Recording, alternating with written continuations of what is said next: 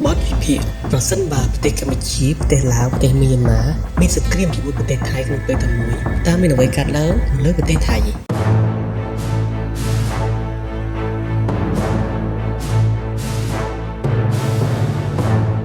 នៅពេលដែលប្រទេសទាំង4មានសង្គ្រាមជាមួយគ្នា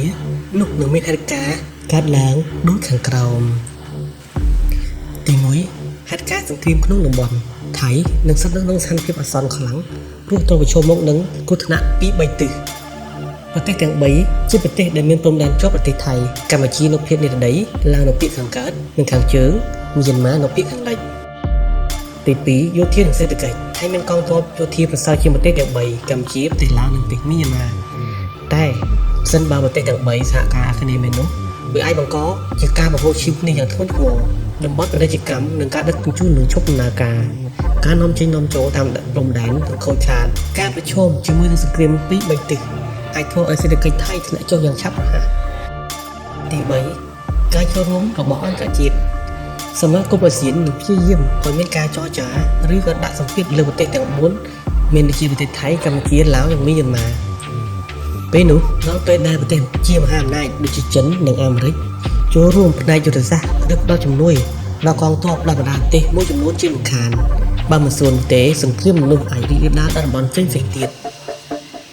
ទី4ប្រជាជននិងជីវភាពប្រជាពលរដ្ឋនឹងរងគ្រោះយ៉ាងធ្ងន់ធ្ងរពីការផ្លាស់ទីលំនៅបាត់បង់ការងារនិងអាហារសង្គ្រាមអាចបង្កឲ្យមានករណីជនភៀសខ្លួនជាច្រើនជាប់ព្រំដែនប៉ុន្តែសង្គ្រាមបែបនេះអាចនាំឲ្យអាស៊ានបែកខ្ទេចតែម្ដងនិងបង្កការលំបាកដល់ប្រជាជននៅក្នុងប្រទេសទាំង4តែម្ដងសំណួរសួរថាតើប្រទេសថៃអាចជាសង្គ្រាមទល់នឹងកម្ពុជាឡាវមីយ៉ាន់ម៉ាក្នុងពេលតែមួយបានដែរឬទេចម្លើយយ៉ាងខ្លីគឺអាចឈ្នះមកហេតុអ្វីបានថៃអាចឈ្នះថៃមានកងកម្លាំងយោធាខ្លាំងជាងប្រទេសទាំង3ទី1ទ័ពអាកាសទី2សព្វាវុធទំនើបទី3កងទ័ពជើងទឹកក៏ទំនើបមាននាវាចម្បាំងធំជាងនាវាចម្បាំងប្រទេសទាំង3ដាច់ជាពិសេសទទួលបានការបណ្ដុះបណ្ដាលនិងឧបករណ៍យោធាទំនើបដោយសហការជាមួយនឹងសហរដ្ឋអាមេរិកសេដ្ឋកិច្ចរឹងមាំ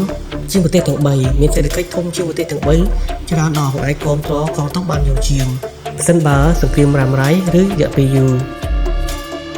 តែប្រទេសថៃនឹងជួបបញ្ហាដូចខាងក្រោមសង្គ្រាមពី3ទិសត្រូវបំបែកកម្លាំងច្រើនទិសជួបការលំបាកក្នុងការការពារដែនទឹកបញ្ហាទំនាក់ទំនងនិងការចំណាយលើសព្វាវុធជាច្រើនប្រទេសជិតខាងអាចគ្រប់គ្រងប្រទេសទុនខ្សោយដែលកំពុងរងគ្រោះអន្តរជាតិមិនគ្រប់គ្រងប្រទេសថៃប្រសិនបើថៃចាប់ផ្ដើមធ្វើសង្គ្រាមប្រធានអាស៊ានអាចប្រកាសថាជាការលំអៀងប្រទេសធំៗអាចចូលជ្រៀតជ្រែកដូចជាអាមេរិកចិននិងអឺរ៉ុបថៃអាចឈ្នះសង្គ្រាមក្នុងរយៈពេលខ្លីតែប៉ុណ្ណោះបើប្រទេសទាំង3រៀបចំយុទ្ធសាស្ត្រថ្មីជាមួយគ្នាថៃប្រកាសជាចប់ជំរឿនល្អបំផុតគឺប្រទេសទាំង4កុំឲ្យមានសង្គ្រាមអីព្រោះវាមិនបានចំណេញនិងធ្វើឲ្យសេដ្ឋកិច្ចរីកចម្រើនទេ